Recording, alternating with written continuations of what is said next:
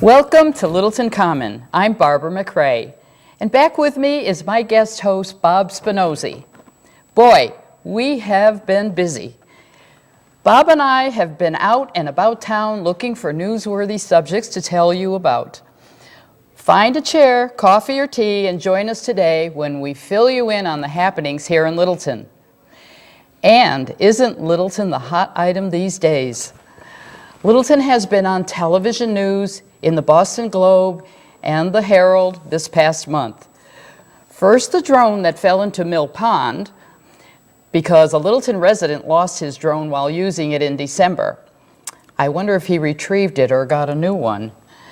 I stopped in at Trump Towers, headquarters, here near the Common, and talked with Kathy DeGrazia and Jason Swalia. Hello, everyone. We're here at Trump headquarters, and I'm with Kathy DeGrazia and Jason Swalia. And we're going to give you a little information about what's happening over here. I just wanted to say one thing that I found it very interesting, that I went online to find out more about what's going on here and everything. And all I could read for pages was about the vandalism that happened here. And I was looking for things about how are you doing and what are you planning, but the vandalism thing was one after the other. Sure. So I found it very disturbing because it made Littleton look like we were in the Dark Ages, and that we don't, see both sides, because we are very civilized here, and we do see both sides.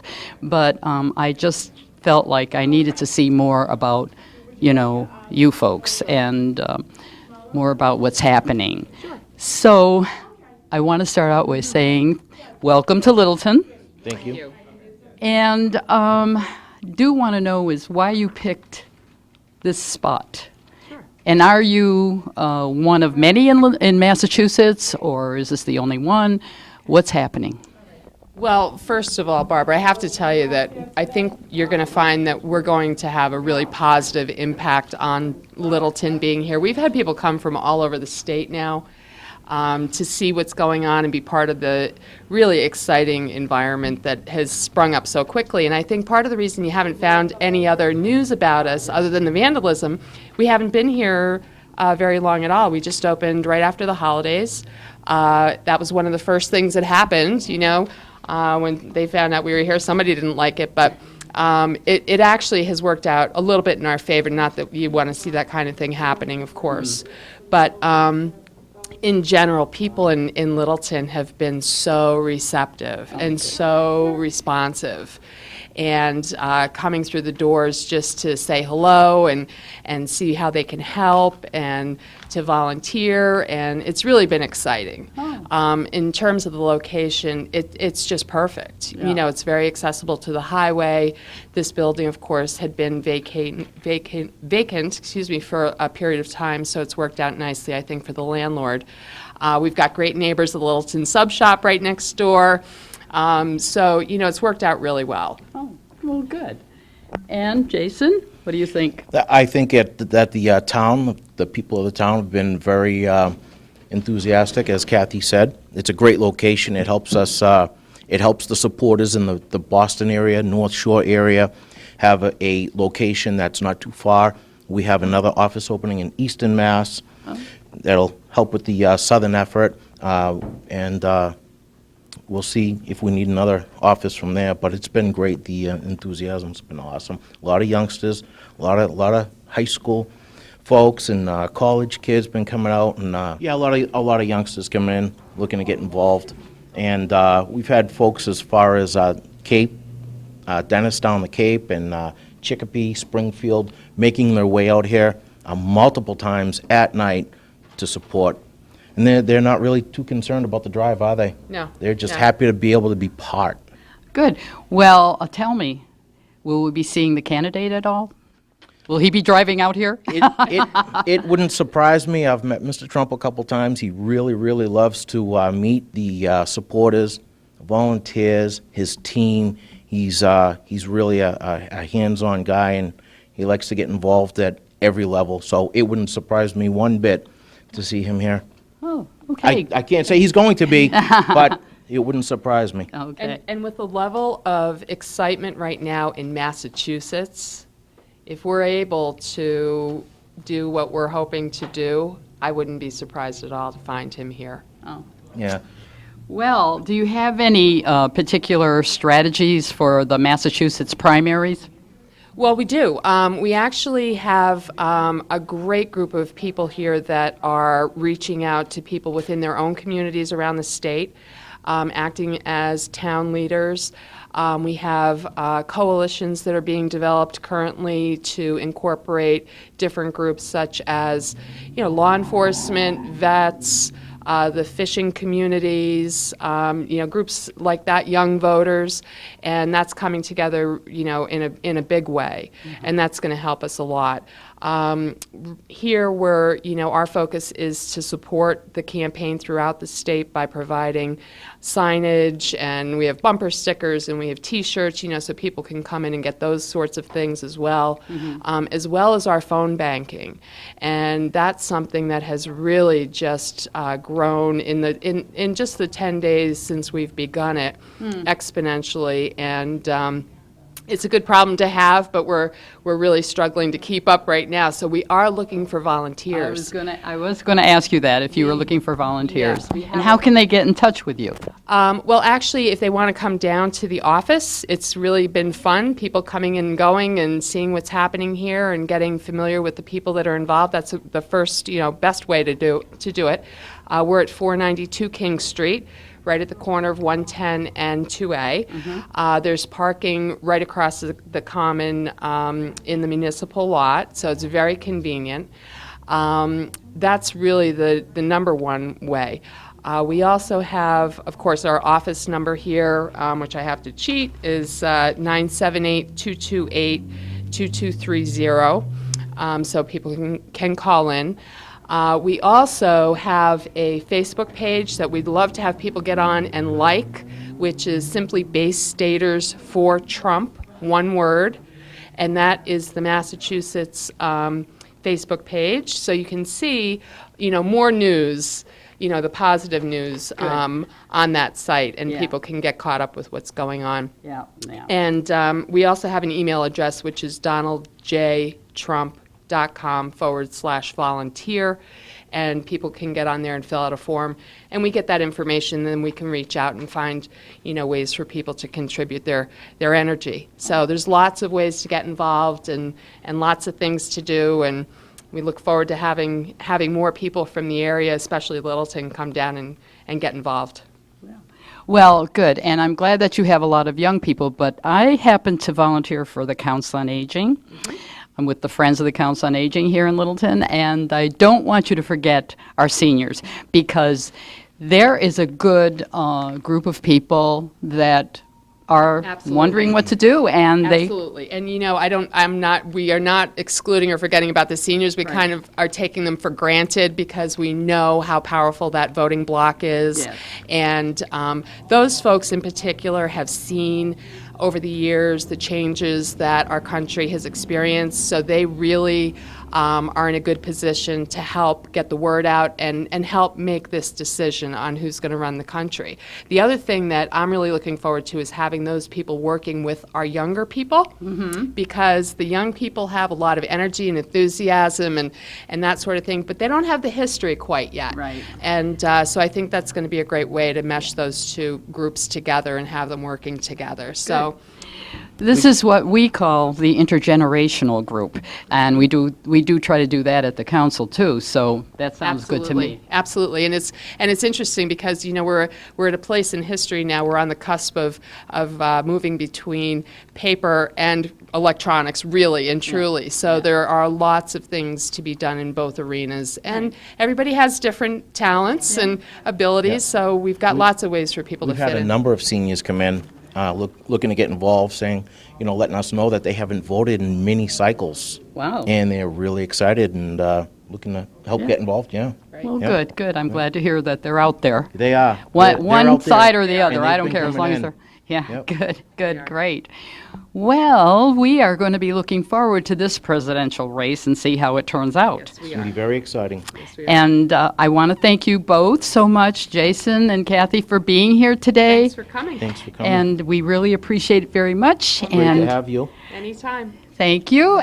Didn't you talk to someone from? Well, I invited Jane Crisfield, the Littleton Democratic Committee Chairman, for here today, and Jane indicated that she would be able to meet with me on next month's show.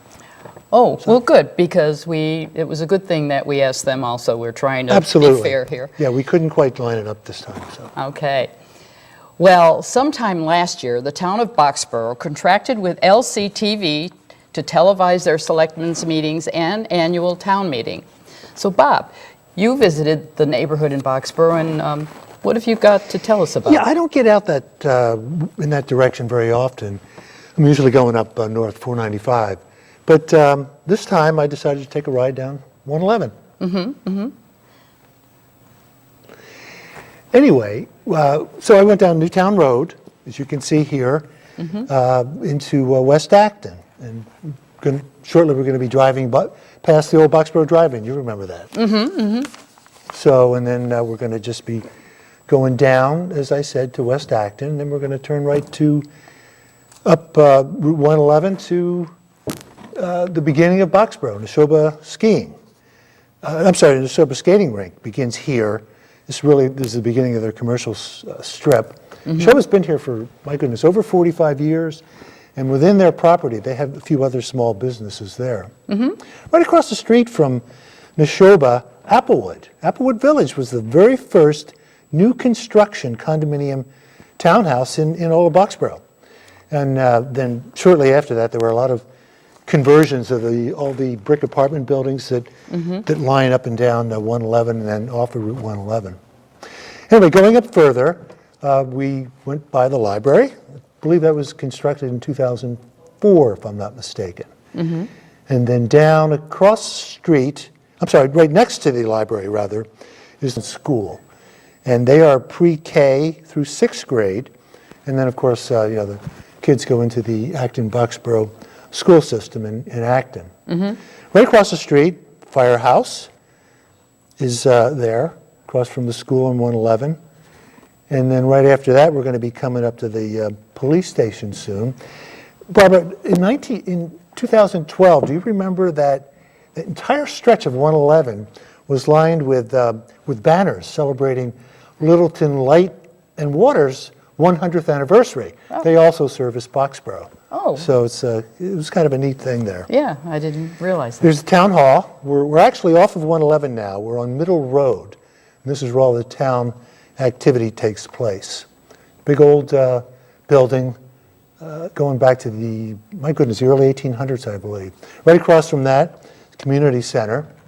And then next to the community center is the United Church. And then, as you can see, we took this at a great time of year. Yeah, beautiful. Off of this, on the other side of 111, there are a few other small commercial buildings on Middle Road. But then anyway, going up the street, Holiday Inn, again, they've been there for about 45 years. And within the Holiday Inn hotel, there's a big ballroom that they also, I've seen home shows there and things like that. Anyway, going down, a little bit further down 111, turning right onto Swanson Road, Cisco and Syncor, high-tech companies that, are big companies in Boxborough. Now, we're going to go back up to Middle Road again, to the museum is there. Very nice museum. Not as nice as ours, but it's a very nice museum. And then the one-room schoolhouse, rather, is right next to, very close to the museum. And there shows you how far back that goes. And then we come to the end of Boxborough, at the Harvard line. And some of the things that, other things that are going on in Boxborough, back across from the Holiday Inn, there's a brand new 244-unit, affordable housing complex going on there. Going to have mostly market rate units with 62 affordable units. And of course, when we were coming up 111, I didn't catch everything. There's a bank, Middlesex Bank, Middlesex Savings Bank. There's a convenience store, and again, a few other small businesses. But no, they're now part of LCTV, and it's exciting. I think it is too, and I'm glad that we're helping them out. Yeah. Well, one other thing, when we were out and about searching for news about Littleton, we found out that Littleton Lumber will be celebrating 70 years of business this year. So, Bob, why don't you fill us in on that? Concord Lumber / Littleton Lumber celebrating 70th anniversary, and earlier this week I spoke with President Rick McRoby, and we met down at Littleton Lumber. So we're going to go to that right now. Rick, thanks you so much for being here. No problem. I appreciate having the opportunity. Okay, now Concord Lumber started in 1946. You had 6 employees, 2 trucks, and you've come a heck of a long way since then. 70 years. Yes, we started in 1946. This is our 7th anniversary, which we're very proud of, and I've been around for most of those years, being here for 36 of the 70 years. We started at the Concord store. In the Concord store, we went from Concord to our Littleton operation here. And from Littleton, we had the ability, we had the opportunity. Now you literally started from the ground floor up, going up. Yes, each time we started, it was from ground floor up. We never. No, but I mean you personally as well. Oh, personally, yes. Personally, I started working out of our Concord operation as at the age of 22, trying to figure out what I wanted to do with my life. And 36 years later, I'm still trying to figure that out. Fortunately for me, I've had the opportunity to move up in the company. I started out on the sales floor with like all the salesmen here on the counter, and I've been fortunate enough to move up in the company. We do promote very heavily from within our company. We always try to look within our company before we look outside the company to promote, and it's a way of keeping good employees and giving them the opportunity to improve themselves personally. So that's worked out very well for us. And we like to think it's one of the reasons why the employees stay with us. We have as you pointed out, I've been here for 36 years, but there are an awful lot of employees who've been here for 15, 20, 25, and 30 years. It's one of the things we're very proud of. And I think that one of the reasons why we are now an employee-owned company, and that's worked out very well for us, which I'll get to, but our second operation we opened up Littleton Lumber. And then from there, we started Forrester Molding and Millwork. It was originally known as Littleton Millwork. And then we started up and we opened up the Kitchen Works, which is located in Acton on Route 2A. They've all worked out, they've all been very successful over the years, and we expect to continue our growth. Well, the Kitchen Works, I actually had my kitchen, the kitchen to my house, designed in Concord when you had the operation there. Right. I'm going back to 1996, and the software that you had at that time, I bought the house through Northwest Builders, and they had us go to you. Right. And design my kitchen for me. Right. We had an island, and we had to make sure that the dishwasher and stove doors weren't going to hit the island. We had the cabinetry down, everything. Right. It was Yeah. a lot of We fun need to going through We that. need to know the brand and the model of your appliances so we can work around them You know, it's very important knowing the model so we know each size, the dimensions. That way we can design the cabinets, making sure the doors open up the correct way, nothing's banging into each other, and we don't. It fits in the desired area it's supposed to. Northwest Builders was a longtime customer of ours, very long-time customer of ours. We take pride that a lot of our customers, not only sell them the framing material, but we'll sell them the interior trim, we sell them the windows, we sell them the kitchens and bath, and we sell them the interior trim. We take great pride in that. As a matter of fact, we have one of the departments we have an architectural department, and that architectural department sells to helps out our customers, our retail customers, with if they're looking to do a remodeling type job.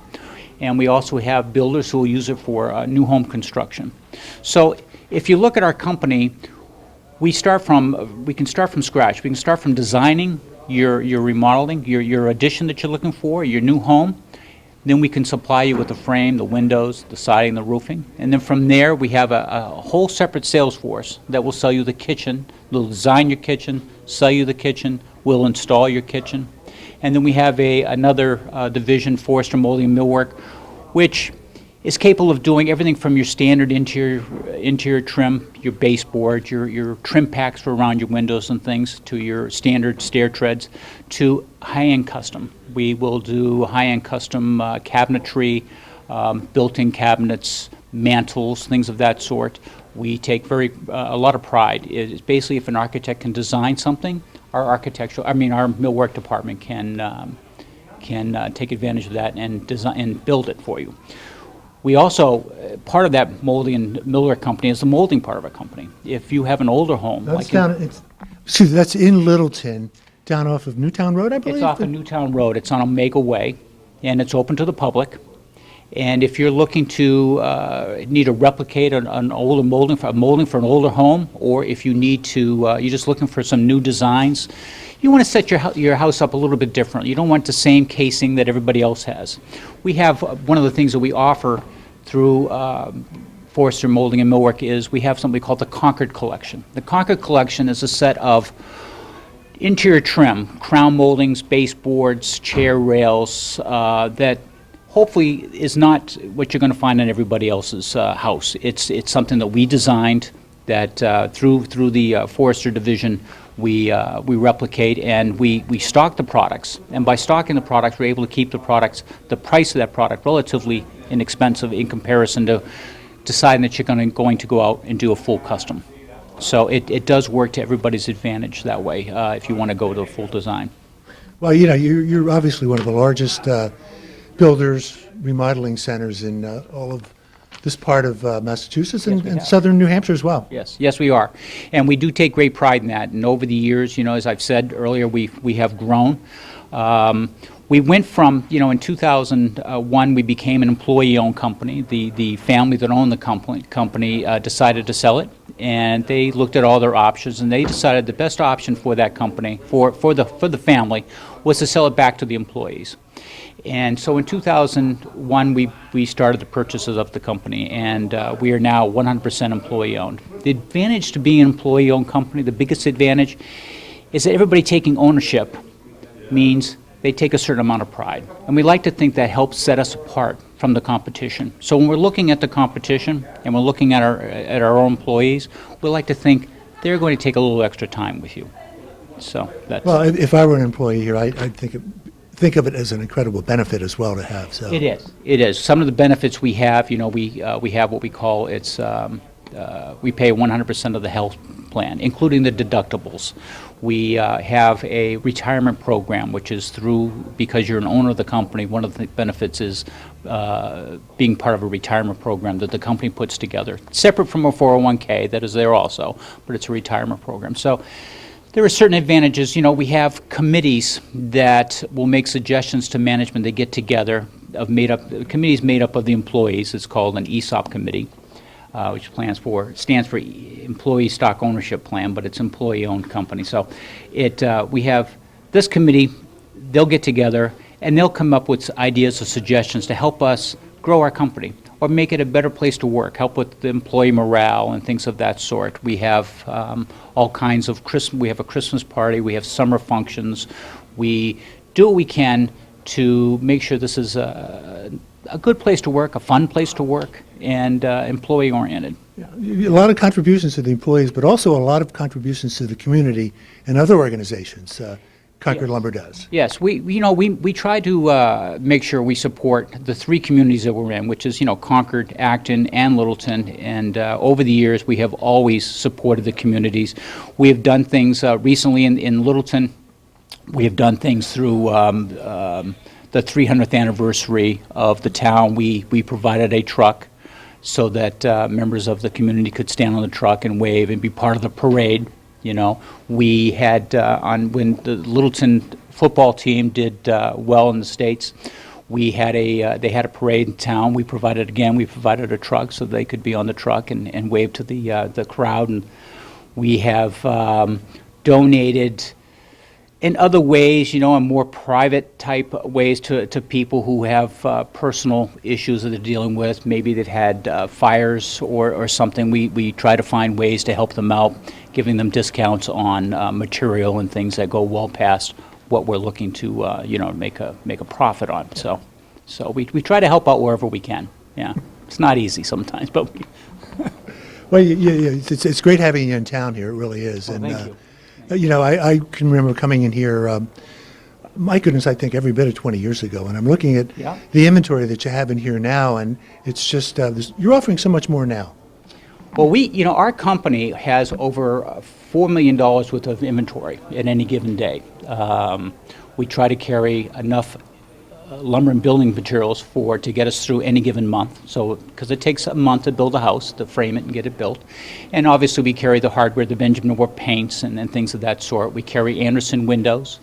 We do installed sales. We have a 6-person window department that does everything from just doing the measurements to doing commercial jobs to doing an install program that we have for windows and doors. So if a homeowner's looking for an install window and door for their house, is something that we can provide. I will say, though, we do not compete against our contractor base. If we ever find that we are quoting a job where a contractor of ours is involved, we will back off from quoting the job, and instead we will support him by providing him with the information that we have and helping him make that sale.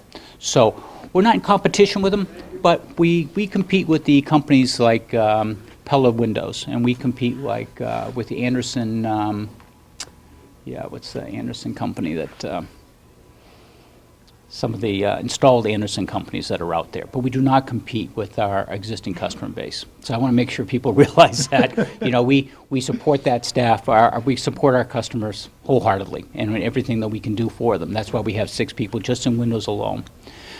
We are, by this spring, realizing that the town is changing. The town of Littleton is changing with the mall that's going up across on the other side of 495, and it is growing.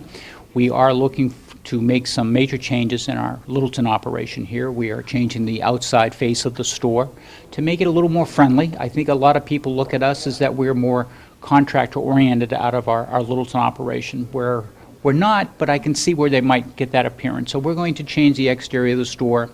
We are going to bring in more retail-type products in the store, maybe expand on lawn and garden, expand on the Benjamin Moore paint lines and the sundries that we carry, just so that we can provide more to the retail customer. So we focused on, over the last 15 years, on the remodeler and the builder out of our Littleton yard. Our Concord store has a very good retail business and a very good remodeling business, and it's worked out very well for us. But this location here, because of where we are in 495 over the years, has not been great for the retail business, hasn't brought them this on the other side of the center of town. But now with the newer the strip mall moving up the street here, we feel that we're more part of the envelope. You're pulling it all together, Right, yeah. so we're part of the envelope, so we're going to take advantage of that, and we're going to continue to grow the Littleton operation as best we can. So it's worked out very well for us. Well, thank you so much. I certainly appreciate it. You know where we are. White Street, and Barbara, going to give it back to you now. So Bob, did you know that this is leap year? And there will be 366 days because we will include February 29th. And this does happen every 4 years. Now, what happens if you're born on the 29th? The other 3 years, do you celebrate your birthday on the 28th, Oh, yeah. March 1st, or I wonder if all 3 of those days are within the same sign? I don't even know. That might make a difference. That might, If well, you're you're born right, on the that might 29th. make a difference. Yeah, well, we'll just have to do a little yeah. research on that to Yeah, find out, or someone will tell We will. us. We'll find out. Yeah, I remember some old wives' tales that a woman could propose to her guy during the leap year. And of course, you know that's changed because women don't care if it's leap year or not anymore. We do what we want. So, all right, here are some things happening in the news from the Council on Aging. We will get snow and ice, and we don't want anyone in danger of falling. So make your home safe by keeping a sand bucket near the door. Did you know that if you drive to the highway department on Air Road, they will fill your bucket full of sand? And if you are unable to go to the highway department, you can bring your empty bucket or pick one up at the Council on Aging and they will provide the sand.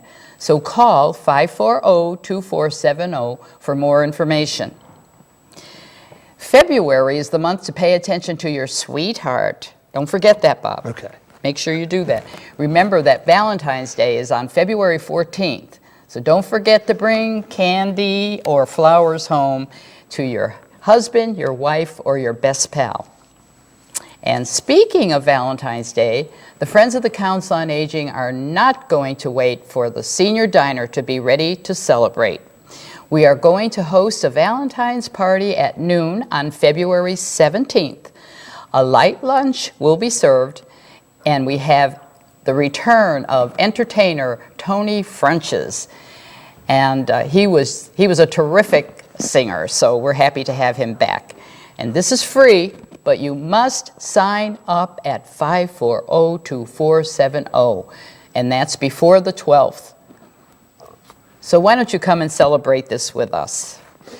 Barbara, you know, on the subject of dining, there's something that's trending right now that I want to just talk about for a minute. Found this in the Wall Street Journal. Bowls. Bowls. Bowls are big. This story is going to bowl you over. That was really bad. I shouldn't have said that. But anyway, this article, in the world of eating, bowls are big. Sales of bowls are rising as Americans prefer more casual, one-course meals to layer flavors. Consumers are increasingly cradling their food while perched at kitchen islands, lounging on sofas, or multitasking at a table. Bowls gained traction with consumers over the last decade as casual restaurants started introducing new bowl menu items. Now here's where some psychology comes in here. The trend began as a way to make healthy entrees more appealing. If eggs and vegetables are piled into a bowl rather than on a plate, the diner is less likely to mourn the missing bread. You're taking away all the carbs like toast, muffins, and potatoes, but you don't see the empty space on the plate. Oh, okay. Well, I would sneak a little plate of rolls and butter over here on the side. of course. And as long as these bowls don't end up paper, we're going too much for the paper lately. Do you, so, use bowls at home at all? Sure, for pasta, Yeah. definitely Yeah. for that. Soup, but not our main meal. No. I actually have a favorite bowl at home. I'll use chicken consomme and some cooked chopped spinach, some Parmesan cheese, Frank's hot sauce, maybe a little bit of cooked rice, and it's a meal right there. Oh, we're going to your house for lunch. The Senior Citizens Club will not meet until March. Information will be in the next newsletter, and they aren't sure where they're going to meet yet, like the rest of us. I recently heard someone talking about the neighborhood supper at the Congregational Church, which is held every Tuesday. Different churches host this dinner, but always at the Congregational Church. I guess it's well attended and free, which is very nice. It's open to anyone who would like to share a meal with friends and neighbors. This is quite popular, and the food, I heard, is very good. That's every Tuesday at the Congregational Church, 5:30 to 6:30. So if you're looking for something to do, why don't you try this? Barbara Cam and Nancy Friday are ready to host the next movie of the month on February 25th at 1 o'clock. The Intern is the movie this month. Sign up at the COA office to reserve your seat to see this comedy starring Robert De Niro and Anne Hathaway. It's about a 70-year-old widower who found out retirement isn't all it's cracked up to be. Sounds familiar, doesn't it? Yeah. Well, sign up now. Evan Theovalakis is here to bring us entertainment news from Indian Hill. Welcome, Eve. Any time is a good time for music, so I hope you'll come on down and find something that you'd love to hear this month. The fun starts with our youth choir Informants. And what that is a demo performance of our Cantori Scolari youth choir. And that's for ages 7 to 14, the choir itself. And you can come down and hear them on Saturday, February 6th at 7 o'clock p.m. And that's free. You can learn about the program, see what it's all about, talk to the director, register. So the youth choir Informants. And then we've got an Indian Hill Music Faculty Showcase concert. That's the next event, and that's February 12th at 7 p.m. That's a Friday night. And this one is called American Voices. So what it is 4 of our great voice faculty will be singing traditional spirituals and Civil War songs and music from the 60s. Very interesting topic. And that will be Martha Warren and Charlotte Russell, Mary Crow, and Suzanne Buell. So Friday, February 12th at 7 p.m. Tickets are $10 for that. You can get those at 486-9524 or online at indianhillmusic.org. Then we've got a Discovery Lecture, and this one is about town bands during the Civil Wars. We've got a little bit of a theme going on the month of February. So Susan K. Kinney is coming to join us on Tuesday, February 16th at 7 p.m., and this one's over at the Westford Historical Society and Museum over on Boston Road in Westford. And at this lecture, you're going to learn how the local town brass bands played a part in the Civil War. Very interesting topic. So that again is Tuesday, February 16th, 7 p.m. over at the Historical Society in Westford. Admission is $10 for that. Our wonderful box lunch free concert series continues this month on Thursday, February 18th, one show at 11 and the other one at 1:30 p.m. And this time it will be classical guitarist Barrett Strong, and she'll be doing a tribute to the great Spanish guitarist Andres Segovia. So Thursday, February 18th for that. Give us a call, 486-9524, to check on availability for that box lunch concert show, okay? The Orchestra of Indian Hill will be Sunday, February 21, 3 p.m. over at Littleton High School. And Maestro Bruce Hangen and the orchestra will be honoring the legacy of President Abraham Lincoln with works by African-American composers, also John Williams' film suite from his score for Lincoln, and also Copland's famous Lincoln portrait, and we've got a special guest narrator for that, none other than the former Governor Deval Patrick. So that is Sunday, February 21st, 3 p.m. at Littleton High School. And the month finishes off with violinist Halden Martinson performing a recital over at the beautiful Kaleidoscope Gallery, and that will be Saturday, February 27th at 8 p.m. And Halden will be playing works by Bach and Rochberg and Bartok. So tickets are $32 for that. So check us out online, indianhillmusic.org or 486-9524, and we hope to see you at Indian Hill this month. So many of you have been enjoying the craft classes at the council. Sharon Corbin has helped by inviting different crafters to come in and instruct the classes. There will be many surprises during the next few classes, but this month you can look forward to decorating frames or mirrors with seashells and sea glass. The date is February 24th at 1 o'clock, and it's in room 233 Shattuck Street. The classes are growing and you won't want to be left out, so call the COA office and let Sharon know you will be there. So Bob, there are always people who want to scam the elderly. The latest is the phony IRS threat. It goes like this. You get a call from a so-called IRS agent leaving a voicemail message saying you owe back taxes and you need to call right away. Your only hope to avoid jail is to act quickly and buy thousands of dollars in green dot money packs and transferring them to another person. They even give you a secret code. If you do get this call, it is a scam. The IRS does not call people about back taxes. Just hang up that phone and report the incident by calling 800-366-4484. Now be extra careful if anyone calls claiming you owe money for anything. And besides, the Council on Aging has its own tax agents. You can always talk to them. But just between us, I think they are hitting the wrong group.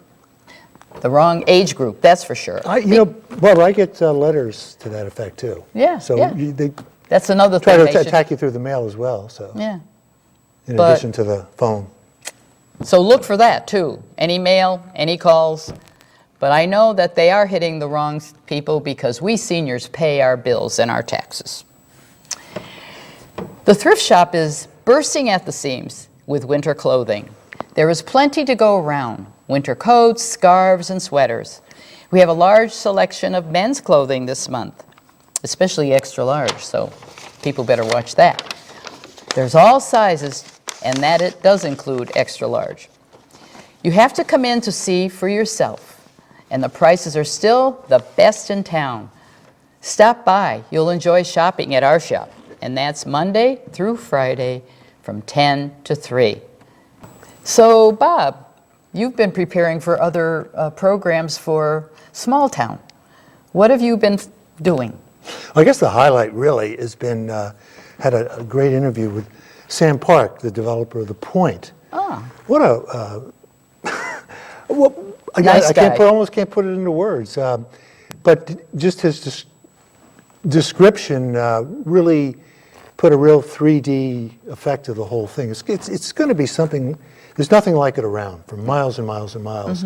So 90 acres, and we had a great time talking, and he's a wonderful developer, really credible man. Good. So this will be a whole This will be on Small Small Town, correct. Excellent. That's correct. That'll be on, sometime fairly soon. Mark Crory's going to be on that show with me as well. We're going to talk about Oh, good. a couple things that have to do with Littleton. But we're also going to do something on the wood stove shop on White Street. And I'm also going to be meeting with David Whitcomb. We're going to be talking about the true antique colonials in Littleton. So I'm really looking forward to that as well. Oh, good. Yeah, we're doing some things with the Historical Society because this month I'm with Carolyn Mueller, the director. So that'll be later in this show. Yeah, great source of information there. Absolutely. Great. So, by the way, we have been working on the 3rd edition of the Senior Follies, folks.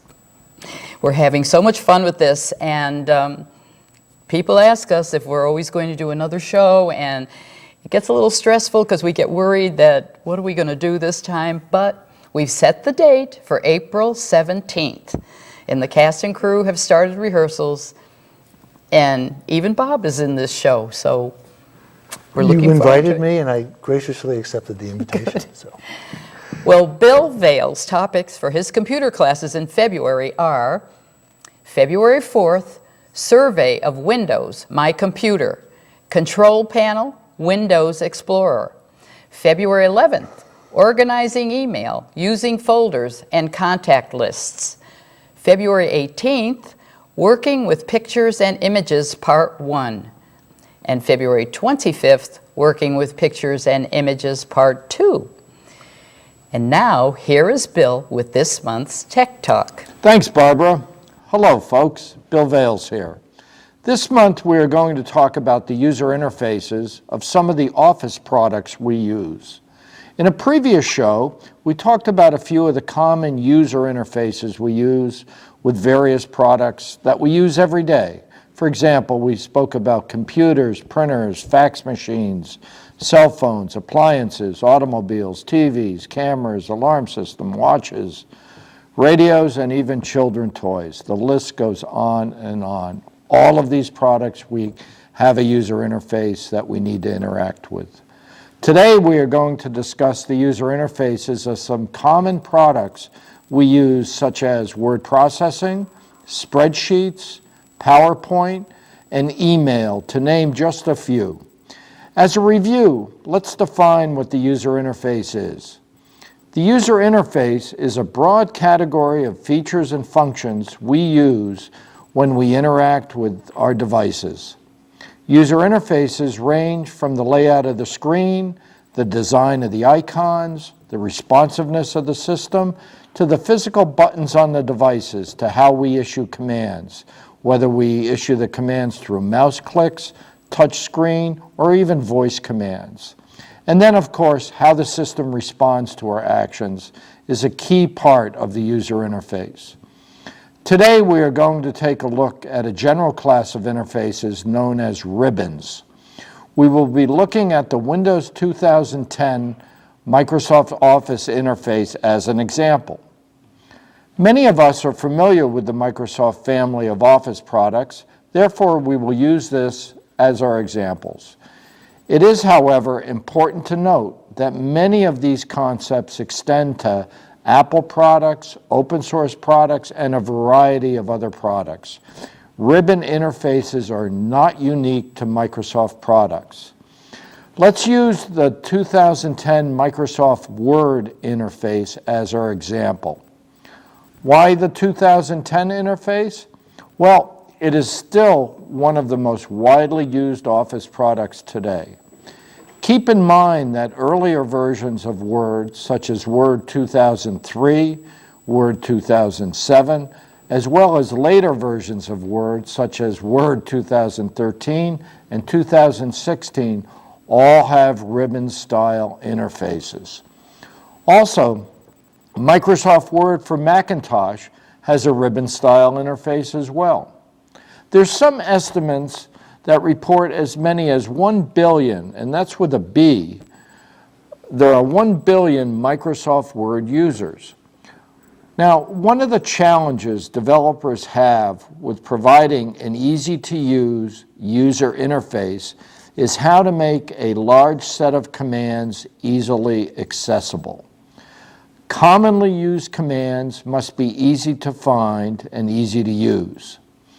Microsoft Word has several hundred commands with numerous parameters that make for many thousands of different combinations. The average user makes use of maybe 10% of the total set of commands 90% of the time. So, the typical user should not have to navigate through all the commands available to them to find the commands that they use most of the time. What users need to have is easy access to the commonly used commands. Users should not be burdened with all the complexities of a system to accomplish some relatively simple operations. Simple things should be simple, difficult things should require more effort. To accomplish these usability goals, Microsoft and other companies have developed the so-called ribbon interface. The ribbon interface consists of tabs. On each tab, tools used for similar functions are arranged in groups. Let's take a look at a general example. By grouping similar commands on a single tab, operations that a user is likely to use performing various functions are arranged together. Notice on this example there are 4 tabs. 3 of the tabs are labeled Ribbon Tab 1, Ribbon Tab 2, and 3. Ribbon Tab 2 is the active tab, since it is in front. On that tab are 2 command groups. One command group is labeled Group 1, and the other is labeled Group 2. The Group 1 commands are file commands, new, open, save, typical file commands, which are probably will always be present for any tab, since commands such as file commands always need to be accessible to the user. Now, the second group consists of commands for various paragraph alignments.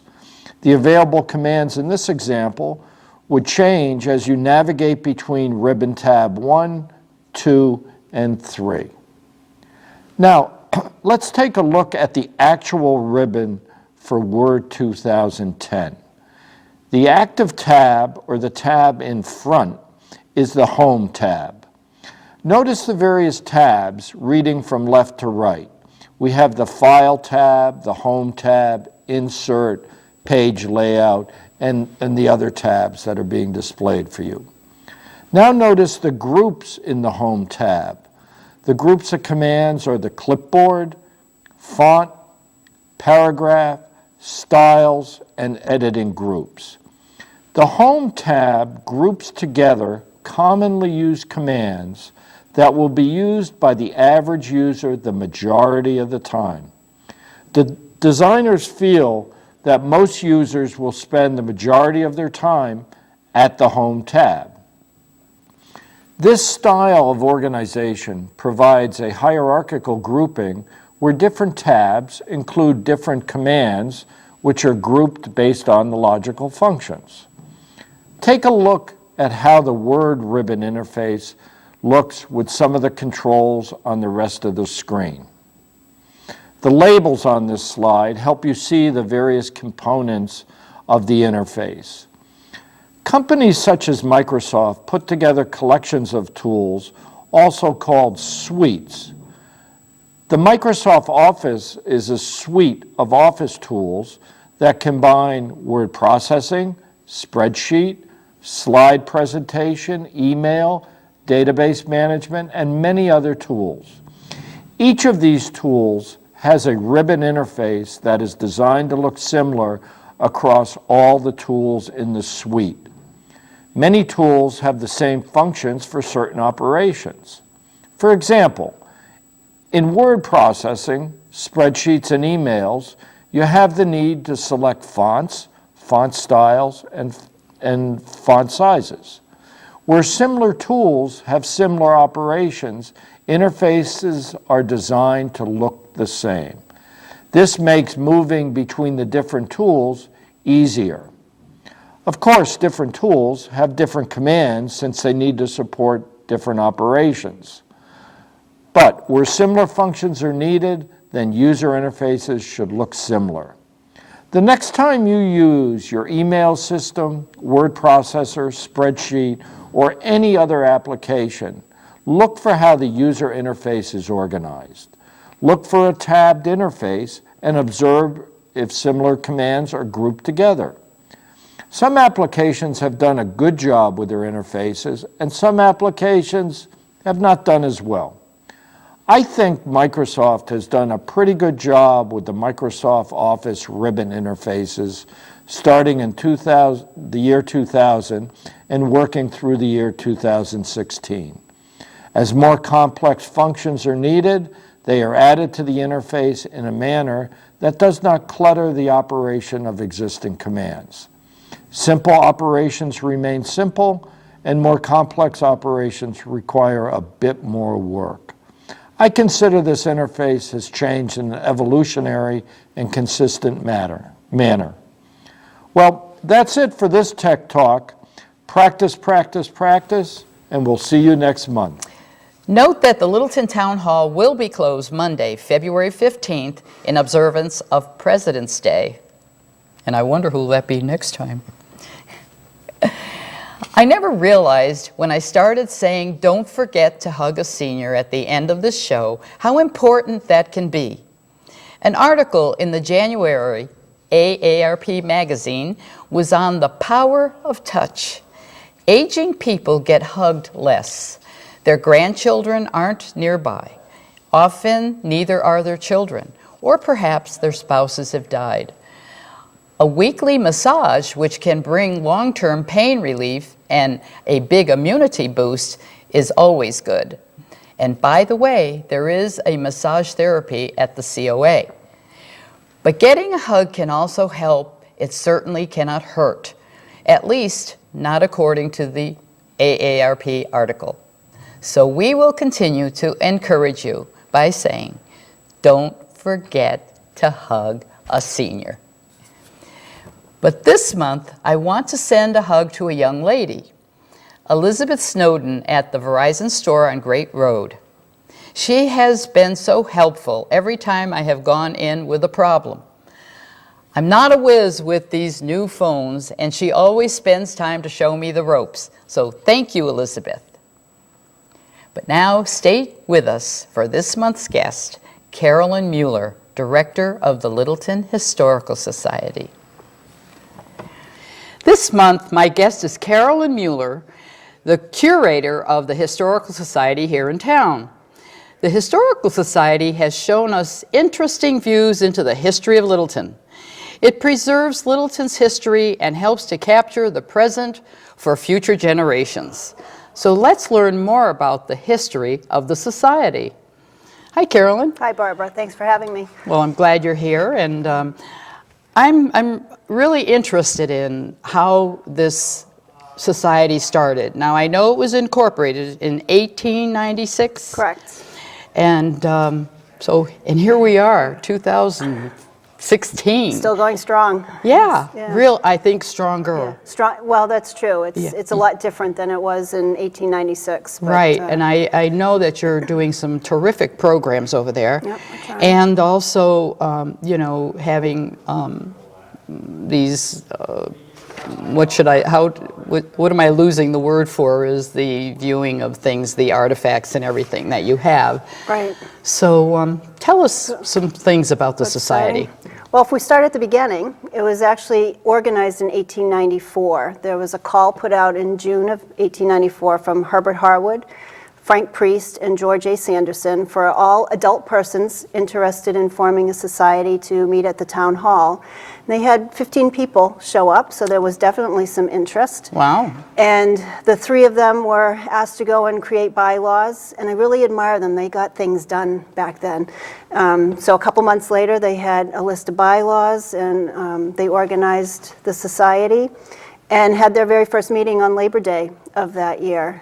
So they really got going. Yeah. And it was interesting because they were already receiving artifacts, I think, at the library at the time. So my theory is at that time there were things that were coming in, and Harwood had written a sketch of Littleton for a book on the history of Middlesex County. So he had been doing a lot of research, gone into Boston, collecting a lot of documents. So it was probably all that feeling that they thought, we need to start preserving some of these old documents, and they had some really old ones then. So the first meeting, like I said, was in September, and a group went out to Powers Road, which we know is Powers Road now at the foot of Neshoba Hill, and they had a little outing. They kind of walked around this site of the Garrison House, where they thought maybe the Garrison House might have been, and they walked over to what we now know as Snow Village, where the old Powers burying ground was, trying to look for traces of that. And that seemed to be kind of what they did. Every year they'd have an outing. They'd go to Oak Hill, or they went up to the Wickham Homestead once and walked around the lime kilns. So, and while they were out there, they would have little lectures. They would have papers read, and that was kind of what the society was for many years. Well, I'm kind of chuckling over the fact that we're talking about them, looking at this property and everything like it was history when the town started in the 1700s, right? And here it is, the 1800s, and we're talking, now we want historical things about the town. That's right. Little did they know, 2016, it would be still going, and we'd have a lot more to show. And we also look back to them for things that they found. Right, and the foresight of them to collect that. Yeah. And that's what we try to do now is, the pamphlets that come in the mail that we all throw away, well, we keep one of them and put them in the archives, because 100 years from now, that's what people are going to look at. Right, right. I think that another thing that is good, that people in town families that have been here for forever, do send you things, don't they? They do. We get a lot of family artifacts, things that have A lot of times people are cleaning out a house and they come, even paper. I mean, we love paper at the museum. And, you never know, like I say, things that come in the mail, ephemera it's called, because it was meant to be thrown away. Right. And we keep all those letters, photographs, of course, everyone loves the photographs. Right. And Oh, yeah. even a family photograph, like I saw one of me, and it's taken across the street before the house was built there. Oh. And so you don't think of that until you look at it and say, well, gee, that was an empty lot. And those are the kinds of things we like to collect now. Oh, yeah, that's right. So, in fact, if anybody has anything, this is the place to Yes, bring right, it. yeah, give us a call. Actually, we found, I think, an arrowhead or something in our yard that we, gave to Yeah. the society too a long time ago. Yeah. And it has me, whenever we're digging around the house, it's like Yeah. looking for something that right. was used then. So, I really like the society for all the things that you do. I mean, you have wonderful displays. So, do you have one going on right now? We're kind of in the middle right now. We're going to be doing, I think the next one is going to be the Four Seasons of Littleton. Really? But we're waiting, we're putting plexiglass inserts in the windows for UV protection. So we're waiting for that project to be done before we set up another exhibit. But our permanent displays are, of course, always up. Yeah. Do you get many people coming through? We do, and it comes in fits and starts sometimes. The summertime is great. Wintertime, people aren't out so much, but it's warm in the winter and it's cool in the summer, so it's a great place to come down and look around. Yeah. And, the Houghton Building is a cozy place, and the Yeah. Society's been there since the building was built. So Right. we definitely have a history there. Yeah, this is good because we were just talking about the fact that Miss Fitch had donated her house to be Right. for the Historical Society, right? The first museum. Yeah, in 1895, when the Houghton Building was built, immediately they gave us, gave the Historical Society the little storage room above the librarian's table. And so the Society had always been in that building. But it was behind closed doors. And I laugh because I think it was 1900. They were going to go up and look at the shelving and see how they could, rearrange things. And we just did that last weekend, too. So some things never change. But they held their meetings at the Houghton Building, which is kind of neat to know that we're now stewards of the building and have our meetings there as well. Right. Yeah, it is a great building for that. It's a perfect spot, too, because, It is, it has its downfall like anything. It's like your house. No matter how big it is, you fill it full of stuff, and you always need more room. But we've made it work. Yeah. Well, yeah, especially this great building. Because I can remember when it was the library and it had all Right. that shelving there. Right. When you were starting to work on it.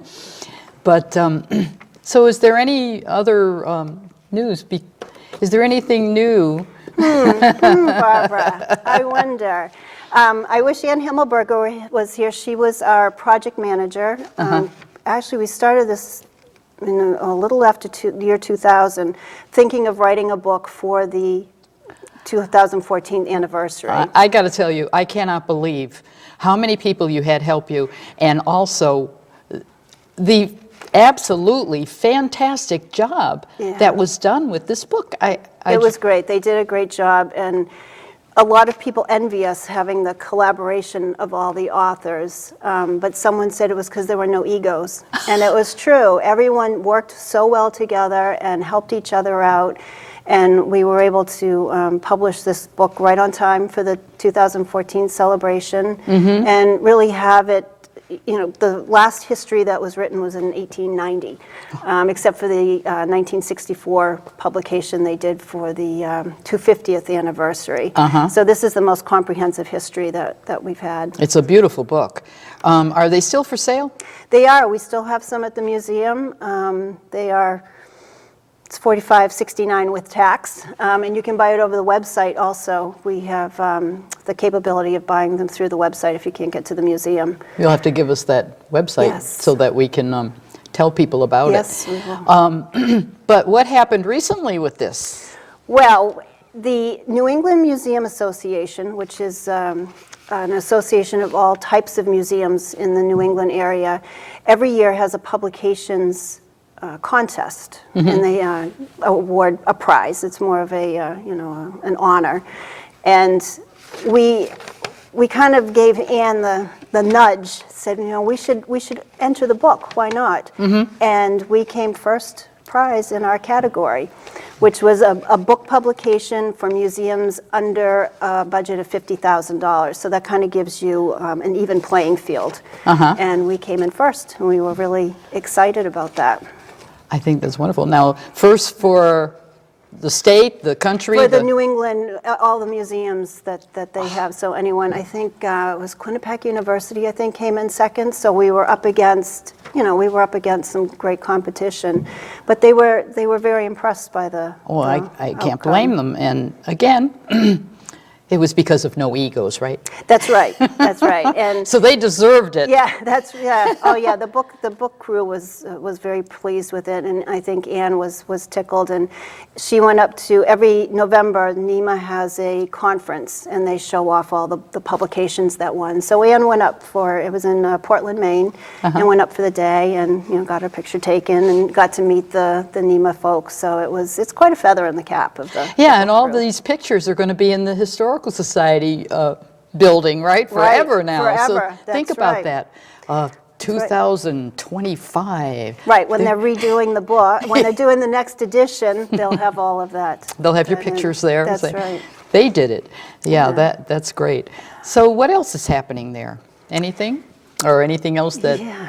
Well, we have our regular programs, through, over the years, the Society's always had programs for, people for lectures, and we have 4 a year now.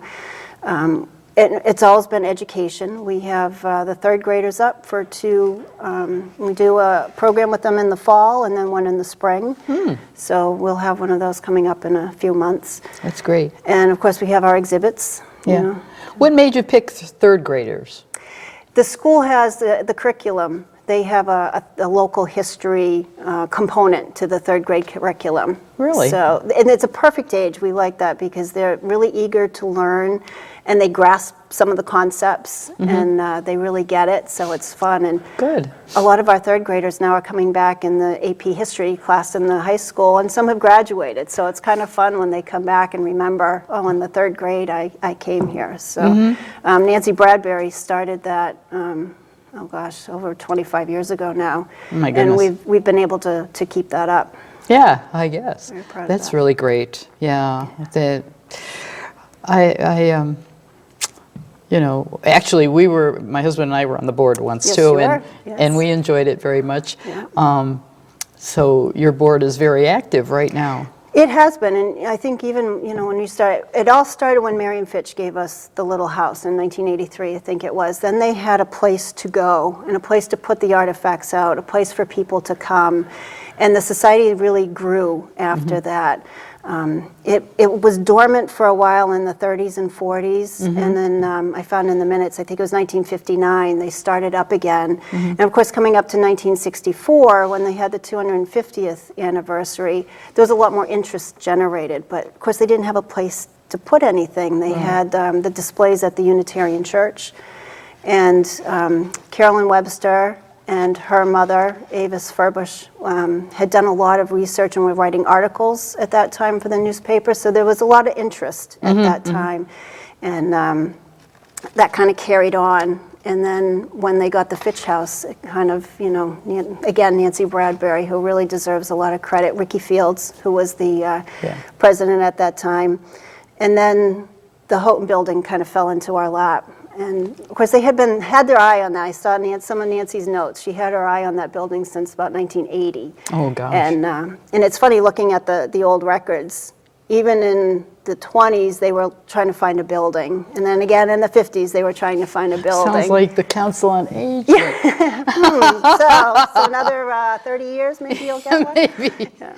But so in 1990, we were awarded use of the Houghton building when the library had moved up to the Shattuck Street building, and Nancy and Ricky were really the driving force behind that. There was the deed said that it always had to be a library.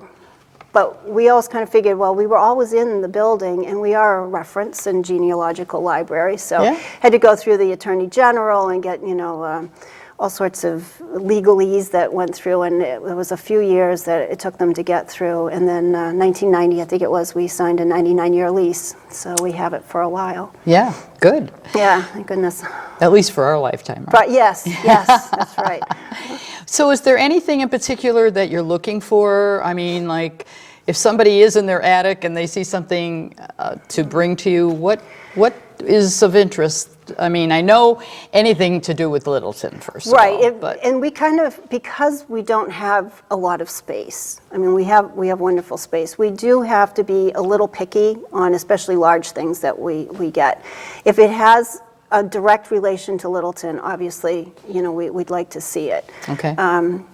Things like furniture, we have to be kind of careful about because we just don't have a lot of room for things like that right now in you the might have to get a building. storage place.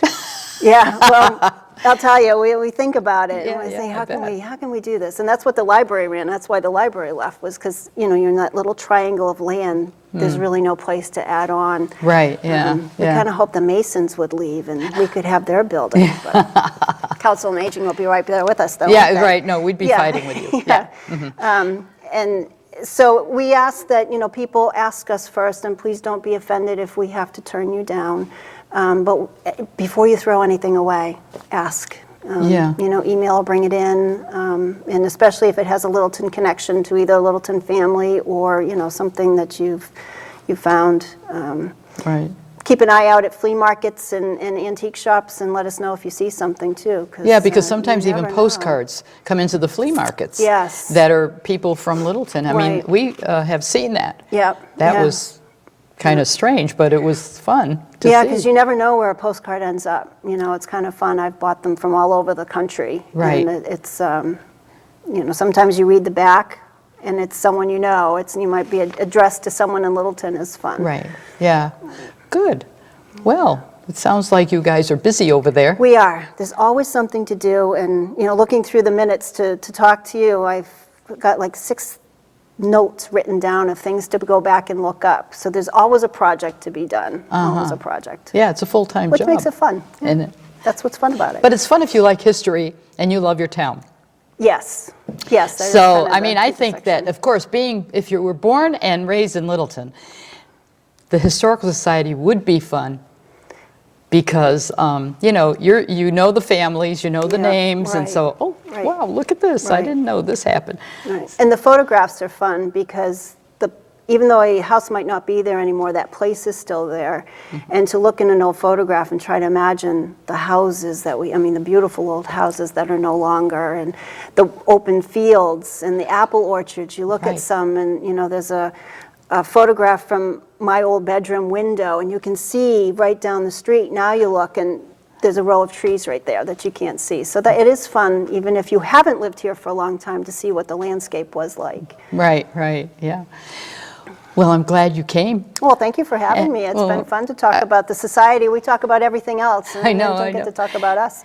Yeah, I do. I'm interested in that, and I'm sure that other people are going to be interested too. And they should take the time to visit the Historical Society and learn more about the town you have chosen to make your home. Come in and see Carolyn, and see Come all there, of them that yes, work there at yeah. the Historical Introduce Society. Love to Thank have you again. Well, thank you, Barbara. Well, Bob, we were very busy this month, and I am looking forward to next month. Well, okay, and before next month, we still have a couple of big events coming up here this month. February 18th, the Boston Red Sox pitchers and catchers report down to spring training, and in the first spring training games are the 29th, day-night doubleheader. Day game is against Boston College, the night game is against Northeastern University. They play the colleges the first couple games of the year, and then they go into their regular pro schedule. You're looking at me, but you could care less about the baseball season. I know that. So, Well, actually, yes. Alan will be watching the games, and I'll be watching House and Garden and this channel. And I'm hoping everybody else will be watching this channel and all the programs that we have available. See you next time.